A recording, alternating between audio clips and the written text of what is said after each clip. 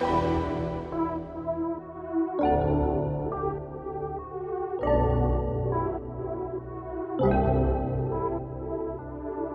to Surviving the Black Church podcast, where we shed light and bring awareness to religious trauma and dismantle oppressive systems within the Black church.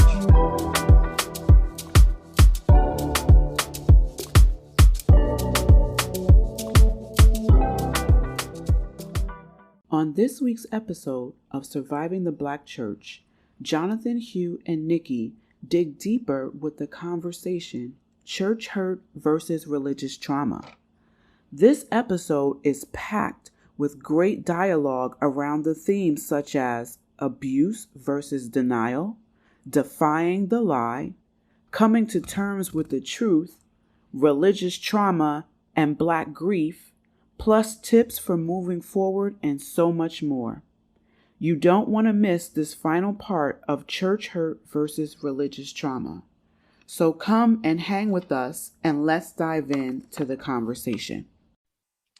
The Surviving the Black Church podcast represents the views and opinions of Jonathon Carrington, Nikki G, Hugh Kelly, and their guests to the show. The content here should not be taken as clinical advice. In no way does listening, reading, emailing, or interacting on social media with our content establishes a therapist-client relationship. The content here is for informational purposes only. And because each person is unique, please consult your healthcare professional for any clinical questions. Hugh, I don't know if you want to reference that article now, but this would be a great time. Yeah. Thank you for everything. I actually had a lot of thoughts about what you were saying in the cover, and I just kept thinking about how I guess it went right back to me to the origins of the beginning of colonization with this, because you talked about these abusers, they are wearing this mask and their self-image is the most important thing to them, but I'm always like, they don't know they even have this on. And so they don't, so when you're in these kinds of environments, these really abusive environments, it's like, you don't know you're talking to a mask and they don't know they have on a mask. They think it's the real face. And so there were so many things about the self-image that I think you were hitting on that is really paramount in kind of unraveling a lot of these horrific situations and histories that are continuing to this moment. And so I think there's going to be a lot of, I know in psychology they call this like a narcissistic decompensation, where if the mask was revealed to be a mask to the abuser, it's going to cause all kinds of even more horrifying things. And so I think about in that article that we were going through, that we shared earlier, and how this language, and I didn't know if this woman was a predator herself. That's how crazy the articles read to me. But I think about how prominent and thick that mask can kind of be, because in this article, there's, I think, a lot of save face in it. A lot of I don't want to confront what I'm actually doing and who I actually am, and what is this, how this is actually playing out in the church. It's not, it's all very, everything to say that this is me, to this is everything to say that this isn't me, it can't be me, this was representative but it's not actually me, which then goes to you can never actually really do anything different in those environments because it'll never be that environment. And so if that's the case, right, I just was as you were talking, Nikki, I just kept thinking about the self-image and how it's the most important thing to abusers in the pulpit and abusers in general. And I think it's something that definitely needs to be unmasked. It's I just feel like there's no way to properly understand what you're going through how maybe there's parts of it you've internalized and how it's affecting you, to be able to then get unfused and get free, if that makes sense. Yeah, I'm going to leave it at that. Yeah. Thank you so much, Hugh and Nikki. And I just wanted just to provide the listeners to just adding a little bit of context to what they're sharing in regards to the cover and regards to the mask that seems to protect abuse and protect some of this trauma from occurring. Many of the experiences that we're speaking from is through the lens of Westernized religions and primarily Christianity. I do want to remind of that. And that also what we are describing too is, we are kind of, some of these experiences are not exhaustive, and they are meant to provide broad strokes to a very, very complex issue on a complex topic. Because, like Nikki was saying, in terms of the covert nature of some of these experiences of religious trauma, religious abuse, or even that, it can be very covert, it can be very hidden, very subliminal, very hard to spot, very difficult to understand. But I think that even just pulling the veil back, the veil, the proverbial veil, meaning the defense mechanism, in order to protect us from experiencing what needs to be experienced with the pain, because we are protecting the pain by living in denial. There's so many people who have never spoken about their experiences in the church, particularly the Black church. There is a lot of people who have purposefully, intentionally forgotten about the abuses that have incurred from the church, but the body and the mind still remembers, because it is a experience that survives in the language of denial. And it's passed down from generation to generation to generation to generation. Yes. Through secrets, through blaming, through confusion, through dysfunction, and it's just denial being passed down. And we do that by providing the covers, to labor the covers over more covers over more covers. But this podcast is to expose abuse for what it is, because abuse is abuse. To use religious language and texts and words and phrases that are from God, a God, for the purpose and the design to exert power and control over others is religious abuse. Yeah. It's abuse. It's not church hurt. It's abuse. It's abuse when you have people who are in leadership, mentors, figures, parental figures, spiritual parents. We'll talk about that. And they're using these roles and these titles as a way to abuse people, human beings, sexually, emotionally, spiritually, minors, peers, in these communities, in these faith communities, all in the name of God. That's abuse. Yes. It's abuse when you have people who are shaming, who are gaslighting, who are dismissing people's experiences, people's stories, when they are experiencing suffering. People cannot go to their leaders and talk about their suffering with their leaders. They can't come forward to report abuse, the abuse that they experienced by members of the church. That's abusive. Yes. It's abusive, and I'm saying this because I want to put it all out there on this episode. What is it?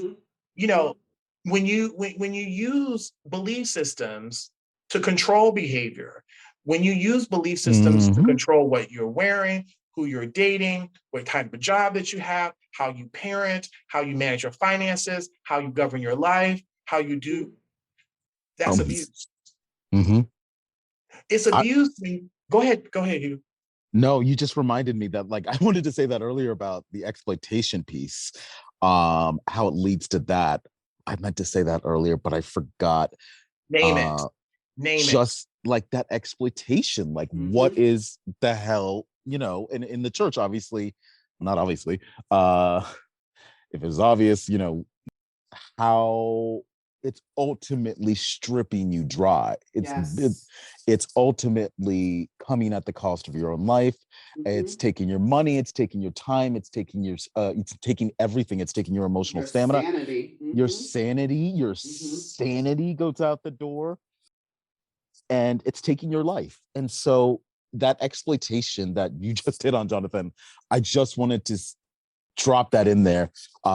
You keep going, because I was just like, that's so important to note. Like, this is not a little thing. This is the cost of your damn life. And we are trying to just be able to, and I don't even want to use the word empower. I think that's kind of I like that word. Yeah, I guess nurture and encourage and empower in a way to take the reins of your life. That's all right. Go ahead. But it isn't. I'm sorry, Jonathan. Go ahead, Nikki. Go ahead, Nikki. It is empowerment. Yes. Because the abuse of power is basically taking power that you have, and they're distorting that, and you feel powerless in their presence. Yes. And that they call the shots on what career you should take, who you should marry. They call the shots on how much money you should give to the church and how much you keep for yourself. And so you start your own personal power and autonomy, and your agency starts to get eroded in these environments when you're under abuse, not church hurt. And these things are happening, and right before your very eyes, you are eroding and don't even know it. And I want to throw in, because you said exploitation, and the things that Jonathan has started to list already as far as examples of religious and church abuse, is sometimes you can be the most gifted, the most intelligent. You can run ringers around those who are in leadership. You have a keen eye to see things and how things should go and how things should flow in a systematic way. You're an excellent writer. You're a great orator. Some of you come to church environments, particularly the Black church environments, loaded with gifts, because that's who we are as a people. We are a gifted people. You can sing half the R&B artists out of their lanes right now with your voice. And sometimes when you're that gifted and you come into these environments, they look at you like prey. They look at us like prey, and they use those gifts and exploit you when there's no knowledge of what spiritual abuse looks like, religious abuse looks like. Some of these things that Jonathan has listed already. He's going to keep going, but it is important and it's imperative, not just for churches, any religion, any spiritual community. I think individuals on a whole need to at least be aware of ways that someone could use their power and coerce and manipulate and gaslight you, so you start to feel powerless and you're not operating in your own personal power anymore. You are now become subservient to what they're doing. Yes. I think that yes, this is empowering. This is empowerment. To be able to name the experience is empowering. To be able to label the experience is empowering. It is to be able to come out of the silence and out of the darkness and into the light and to awareness of what is happening is empowering. Because of the state of powerlessness that comes from being exploited to exploitation. And you were actually speaking to exploitation as I was about to talk about exploitation, because of that relationship that you enter into when you're going through something, when you're feeling defeated, when you're feeling suffering. And here you are in this space where it is designed for a sense of belonging and community. And for you to come into a contact, into a relationship where you're going to go deeper into that suffering that you have been trying to come out of, and you feel like you have been in that environment, you feel like you're being forced or coerced to do things that you do not want to do. You Mm-hmm. are being coerced into doing things that you do not want to do, whether it be Mm-hmm. engaging in sex, whether it means to give Mm-hmm. money that you don't have, whether it means to share resources, monetary, non-monetary resources that you don't have, resources that were supposed to be for you, not for the membership, not for the church, not for the establishment. And it goes on and on. Feeling shame, feeling criticized, feeling ridiculed for having beliefs and practices that go outside of that church, feeling minimized, feeling ridiculed Mm-hmm. for experiencing mental health symptoms. As a therapist, I'm saying this, being minimized and being ridiculed for having mental health symptoms and it being characterized and labeled as sinful, labeled as demonic possession, labeled as having weak faith, labeled as having some type of spiritual disturbance or something that is inherently a mental health symptom. You're experiencing a mental health disorder, but it's being called as demonic, it's called sinful, it's called that. Wow, it's being called that. And in a space where there is no training in mental health, where there is no training in psychology, there is no training in the things that are human to our experience, yet providing counseling, counseling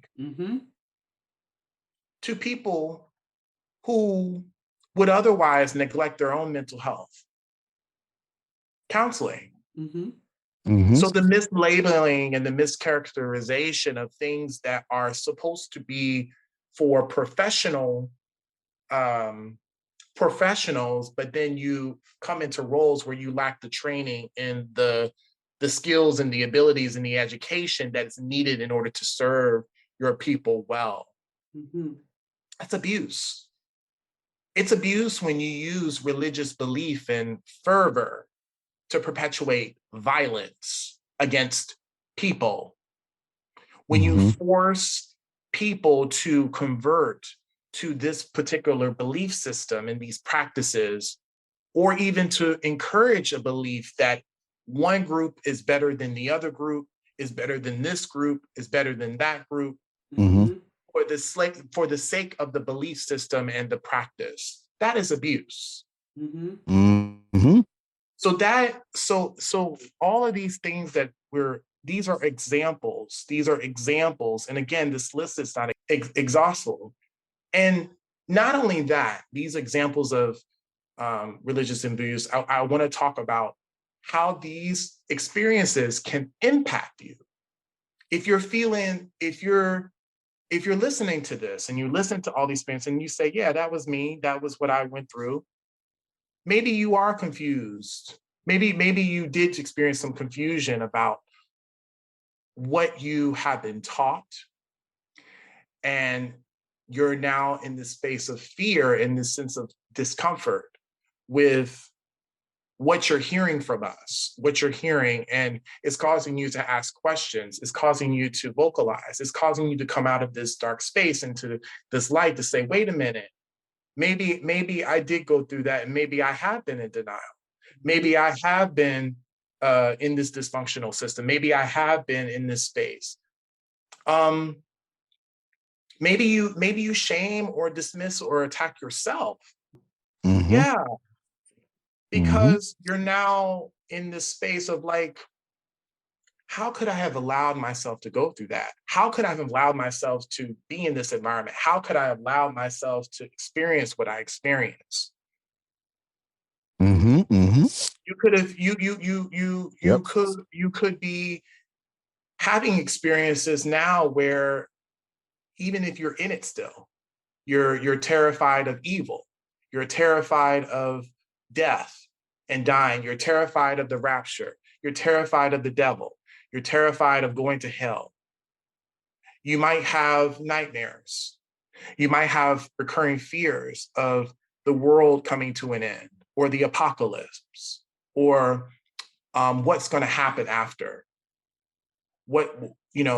Jesus is coming soon. there's some things that is coming up for you as you are being impacted by the content that I'm sharing right now.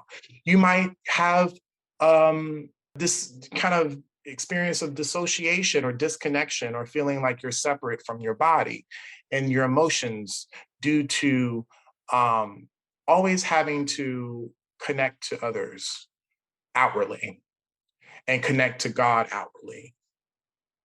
You may be in the space of criticizing constantly of yourself and other people due to this fear of living in sin, or the fear of upsetting God and those that follow him.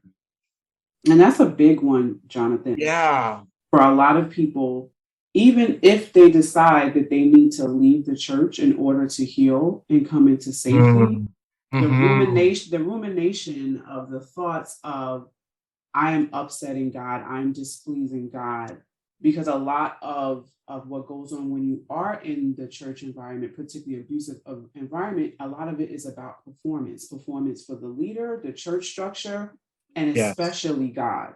And you yourself are not in the equation. It's usually about everyone else externally and never about you internally. And so that shame that begins to develop, that toxic shame that develops, it continues to perpetuate sometimes after we leave, until we start, perhaps connecting with a therapist, a coach, and start working through a lot of this. But those thoughts that I am displeasing God, just like a child feels when they've displeased their parents, and leadership in these churches are almost synonymous with, sometimes they seem very godlike, sometimes they seem very like our parents. And so we are betwixt in between these two big figures psychologically to us as human beings, then let alone Black people.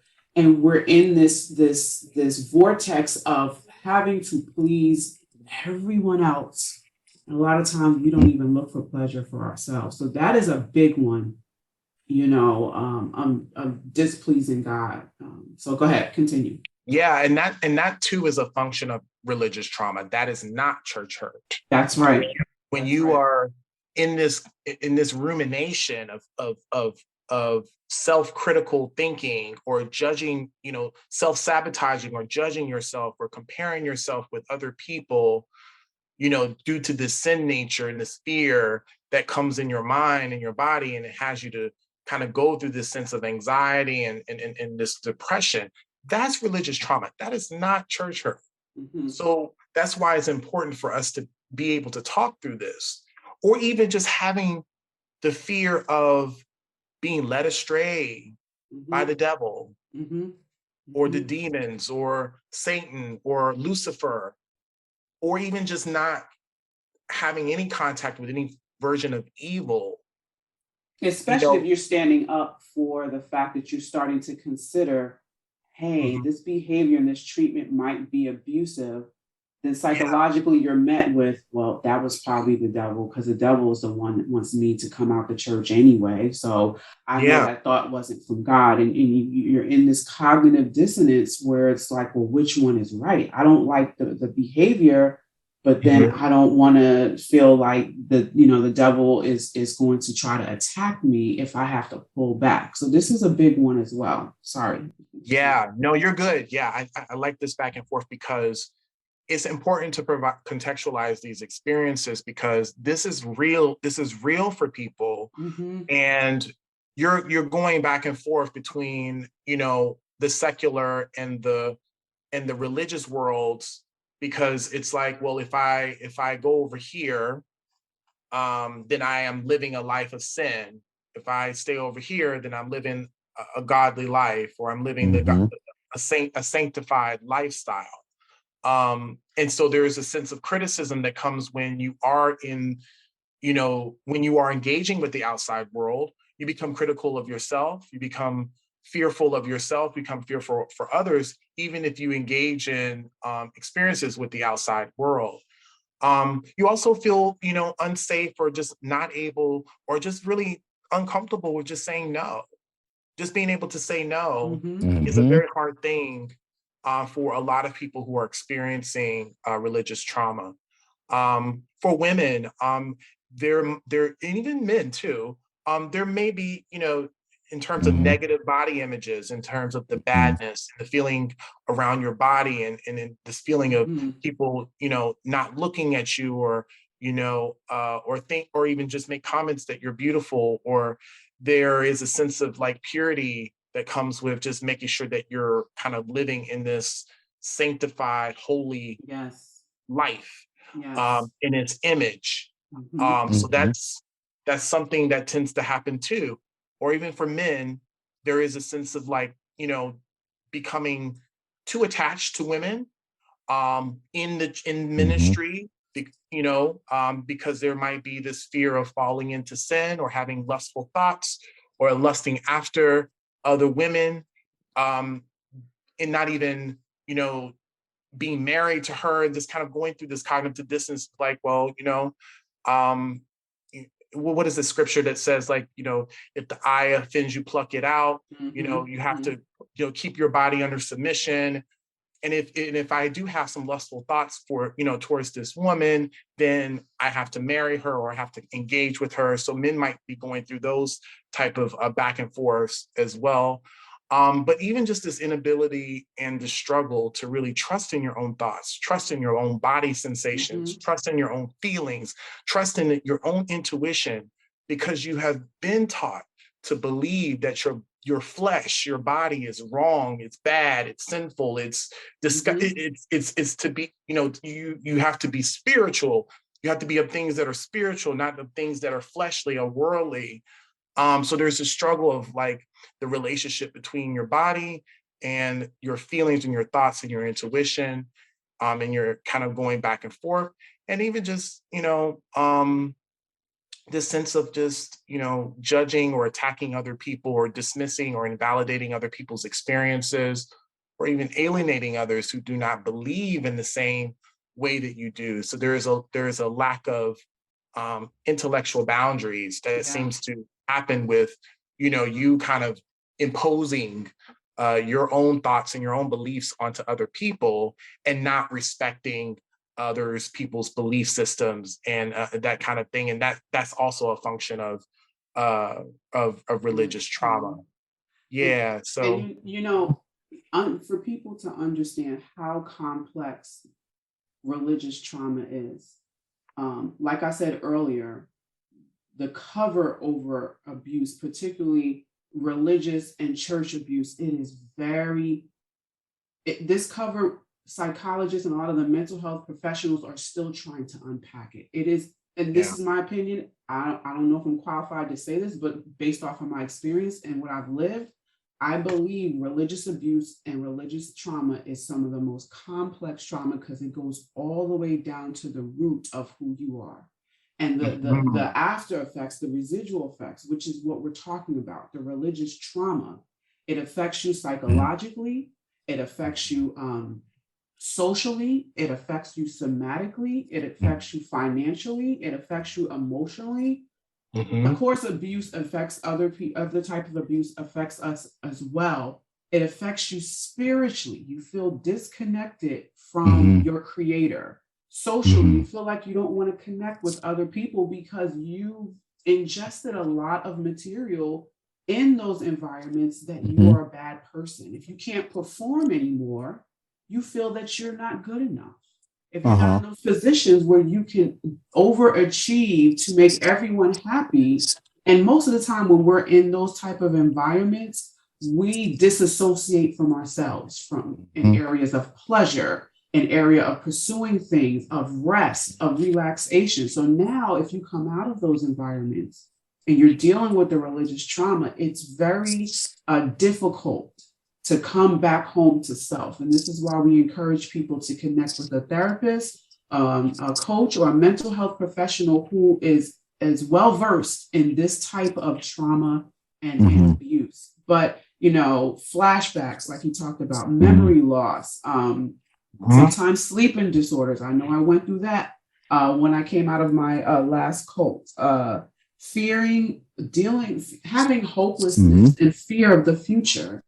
You don't really even know what tomorrow will look like because it feels like your whole life has exploded. And it may be you've been out of that environment almost a year now, and it still can feel heavy and foreboding, if you will.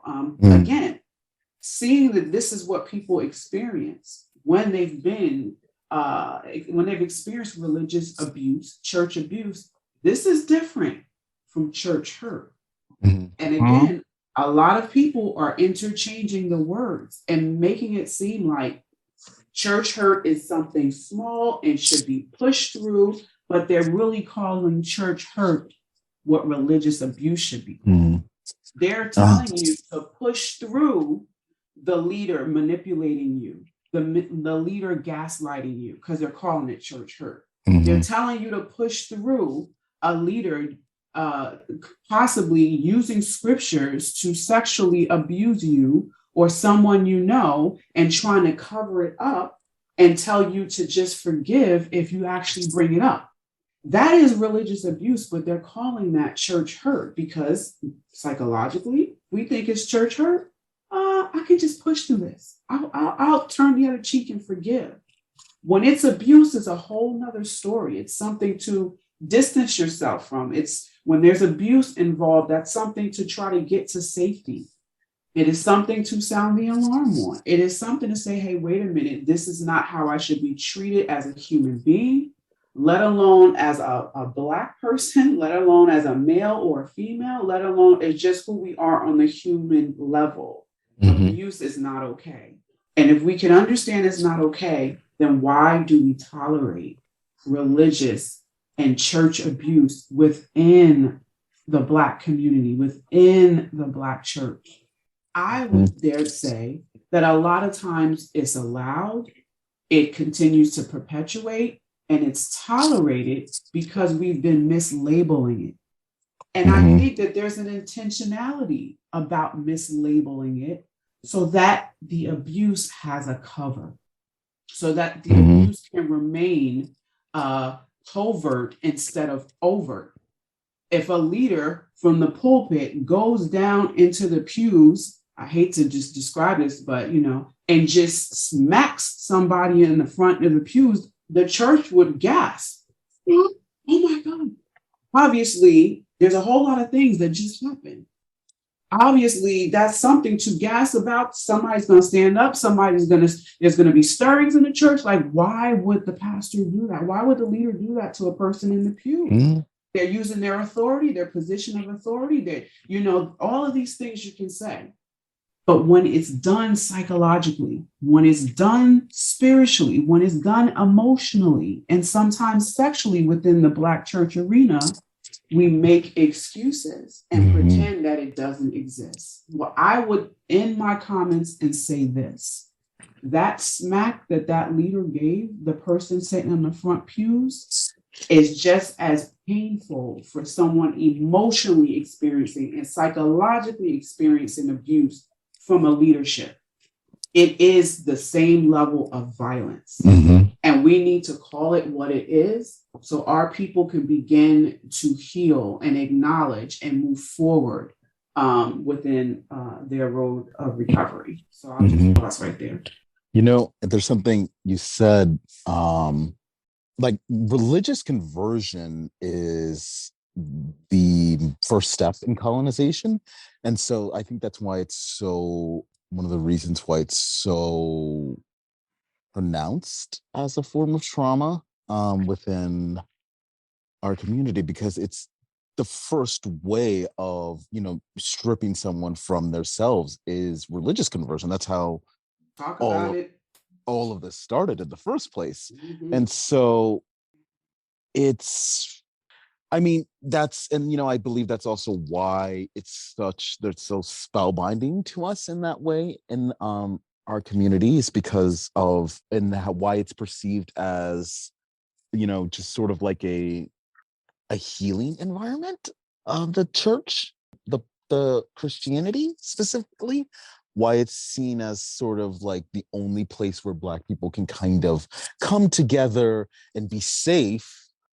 And so I think that's the other reason why it's so important to come to grips with this, is because I mean, I think even something you said, like, I actually think that the pastor could probably go up and slap the person and people would, make an excuse for it. I actually think that they could see that, and it would be excused in some way.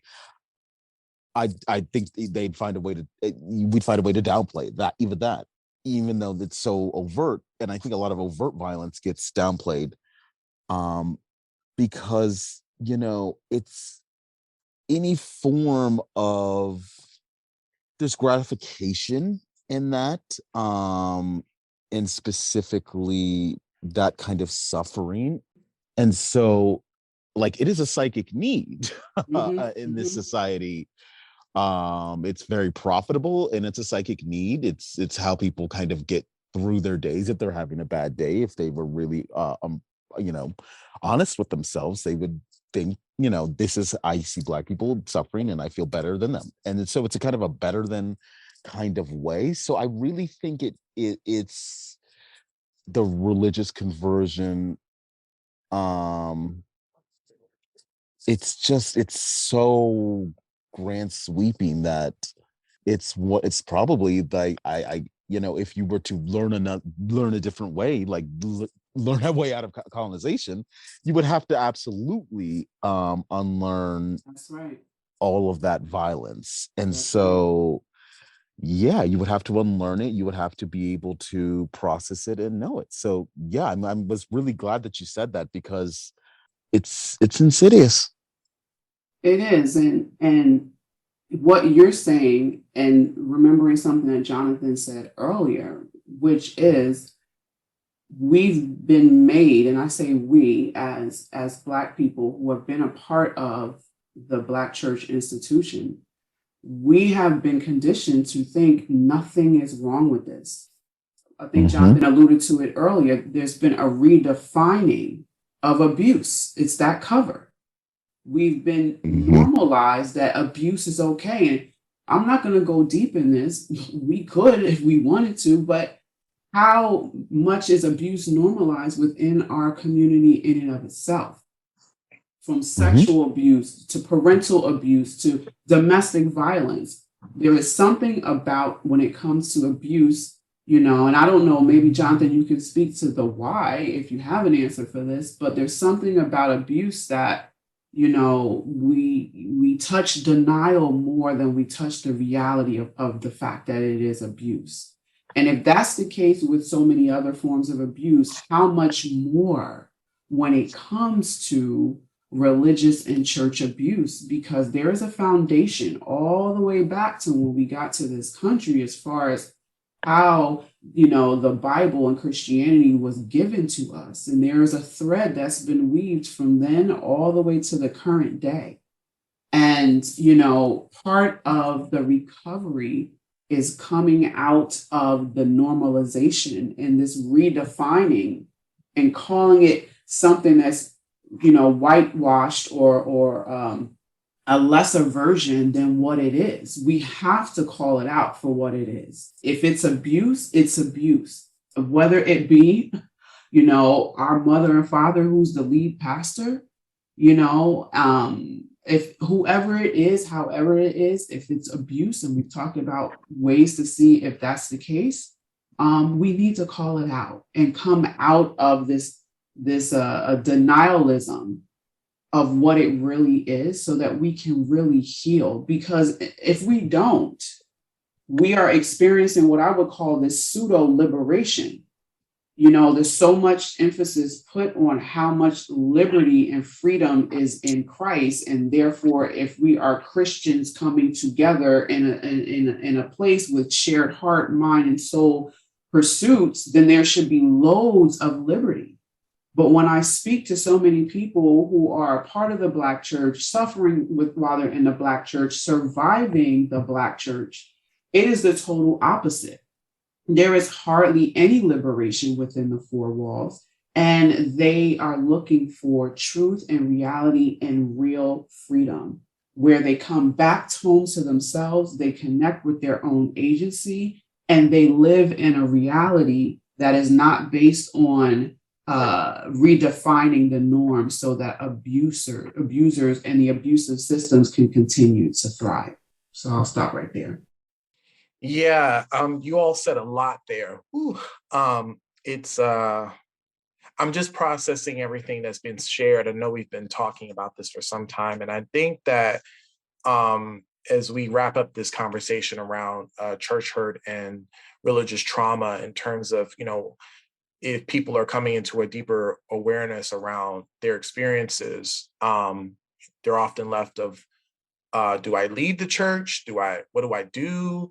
And I think that even just the leaving experience, of an abusive church or dysfunctional church, or just that is a personal loss as well. It's almost like experiencing a death, and that, you're going to go through many of the same emotions of as if you were, someone was dying or a loved one was dying. And, I think, when you think about the Kubler-Ross model of the stages of grief, and death and dying will help you to better understand what you might be going through as you come into contact with this information, this content around religious trauma and religious abuse, or even church hurt.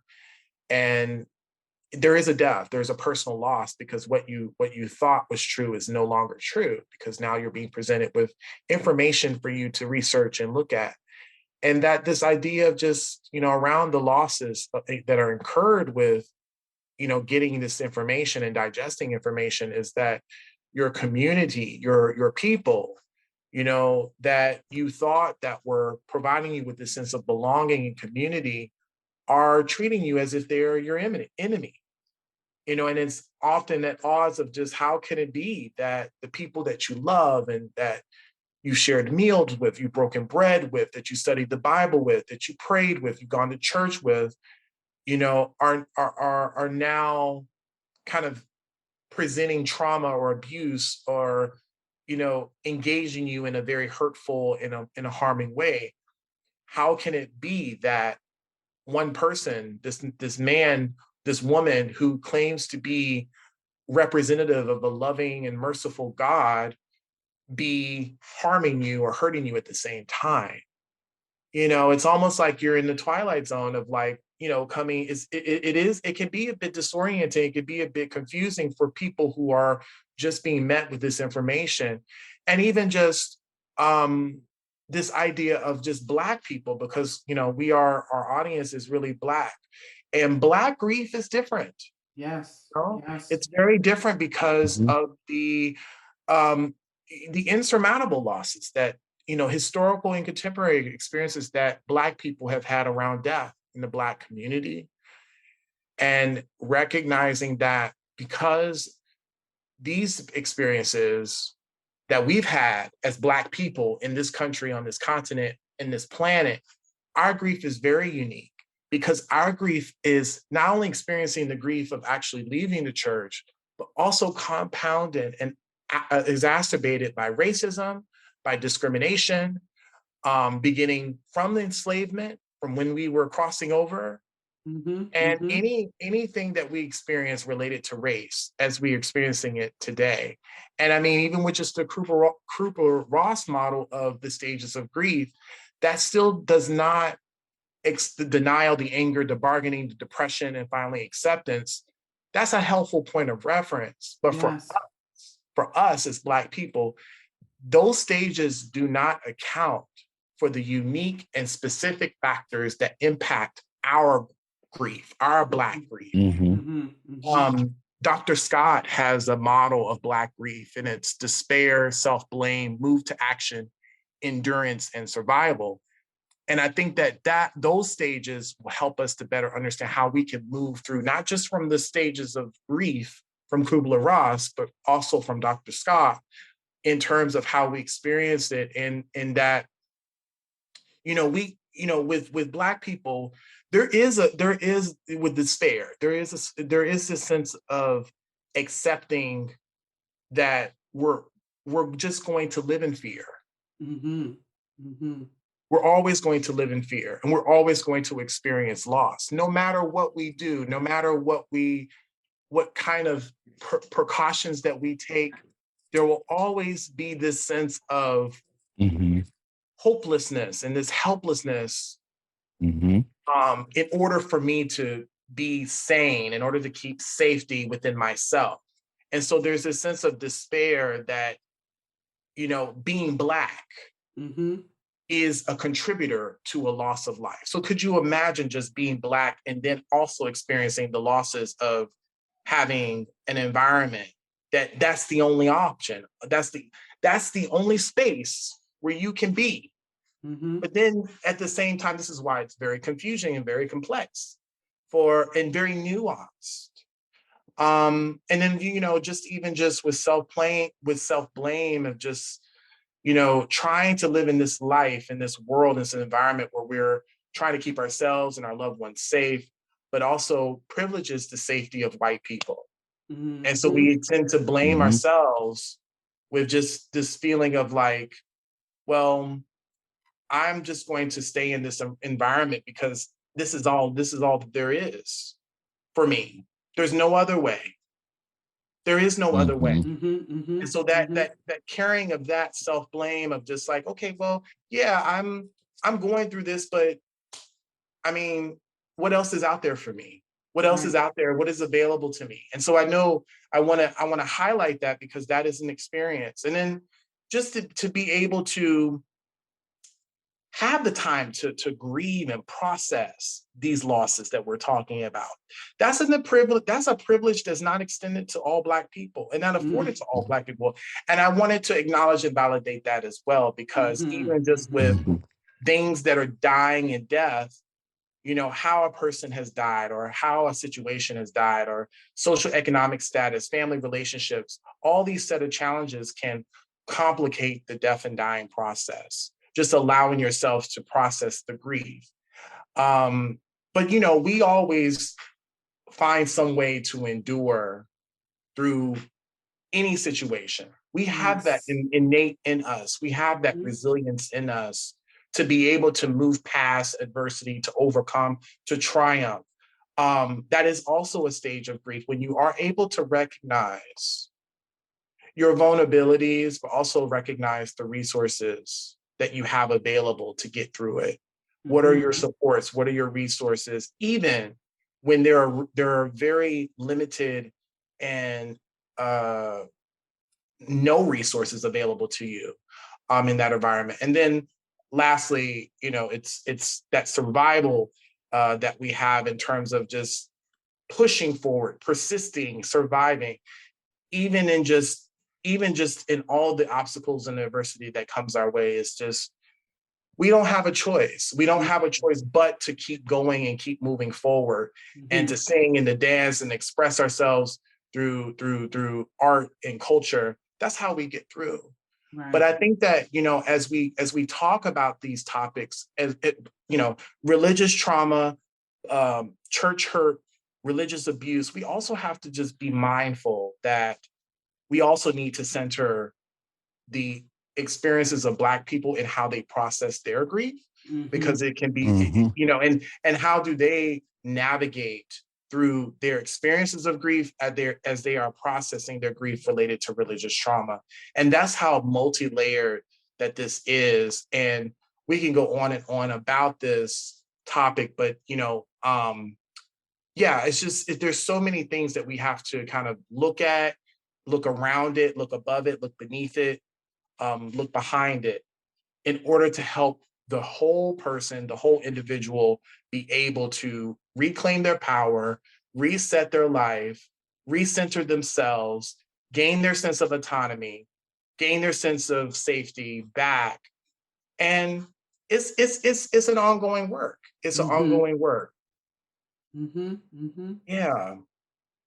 Any other thoughts? Any other thoughts to that? I know that we've gone over time, but any other thoughts to add to any of what I'm sharing? I know we're getting to the end of the episode, but yeah.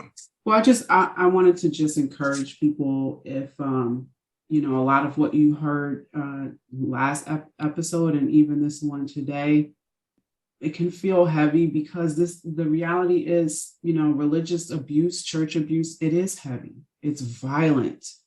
It's vile. And, we in our hearts for humanity, especially our people, we're broaching these topics because somebody has to talk about it. Someone has to pull the cover off and expose it in a way that is educational and supportive for survivors. Your experiences are real. You know, we encourage you to, as hard as it may be, to actually look at what you may be experiencing. You listen to this podcast for a reason. Perhaps it's you individually or someone in your family, a loved one, a friend that may be going through religious abuse and church abuse. And this was the last straw. This was the thing that validated a lot of what you experienced. Thank you for sticking with us throughout the entire episode because it can get heavy. But our intention is to pull that cover off and, take care of yourself. I know sometimes when we see things for what they truly are and the lies begin to be dispelled, it can feel very jarring. And so we encourage you to reach out to a friend, someone who can be supportive, even if they don't understand what you just realized. For some, this may be the first time you're realizing it, your first time you're admitting to yourself, I've been through this. I'm going through this right now. I love God, but I didn't sign up for this and I don't know how to get out. We encourage you to connect with a therapist, a coach, if possible, when you look at their credentials and some of their areas of expertise, see if you can find areas that has to do with spiritual abuse, religious trauma, deconstruction, things of that nature, where you can be able to share your experiences and get some help and some recovery work for yourself. But we hear you. I like to acknowledge you guys all the time because this is not just for us to sit around and talk. We honor what you've been through, and it's very real. And we want to see our people heal and actually experience real liberation, not this pseudo liberation that is surrounded by denialism and reframing in a negative sense and making things up and putting, normalizing abuse and things of that nature. There is a liberation that is available for our people that sees things for what they are and that we can actually start to heal and recover and actually experience some joy here and some pleasure here and real heart connections here, where we're not believing this thing of I have to wait till I take my last breath to actually experience life and awe and joy. You can do it right here and right now. And so, again, we have a Facebook group. It's called Surviving the Black Church, the same name as the podcast. And we encourage you, if you want to, talk some more and deep dive on some of these themes that we've been talking about, feel free to come on over to Facebook, where we can continue the dialogue and where you can find community and support around these topics. But thank you for being here. Thank you for listening. And look out for the next episode coming real soon. Yeah, I'm really, I've been processing a lot throughout this episode, throughout this speaking, and understanding more of my own experiences growing up in the church, and understanding the differences between church hurt and trauma. That's been really helpful for me. And so I am just thank you for, I just want to again speak to the listener again, because thank you for staying with us, rocking with us, and know that we are here with you. And so that's what I want to say that. So yeah, thank you so much. I can't wait till the next episode. Awesome. Thank you so much, Hugh and Nikki. I just had some closing remarks and then we will end the episode for today. Thank you so much for hanging in there. Um, I wanted to just mention too that everything that's been shared is, our personal experiences, our lived experiences, but it is really this is really happening. I hope that we were able to differentiate church hurt and religious trauma today, and for us to be talking about these topics as we do these episodes. This is a form of healing, and healing does this road to recovery and healing is not going to look the same for everyone, you know. But by providing this information and this content, it's a way for us to help you to gain some information that you may have not thought about or may have not considered. But yeah, if you need to listen to it again, feel free. But just as a wrap up, I wanted to provide some tips, and then we'll wrap up.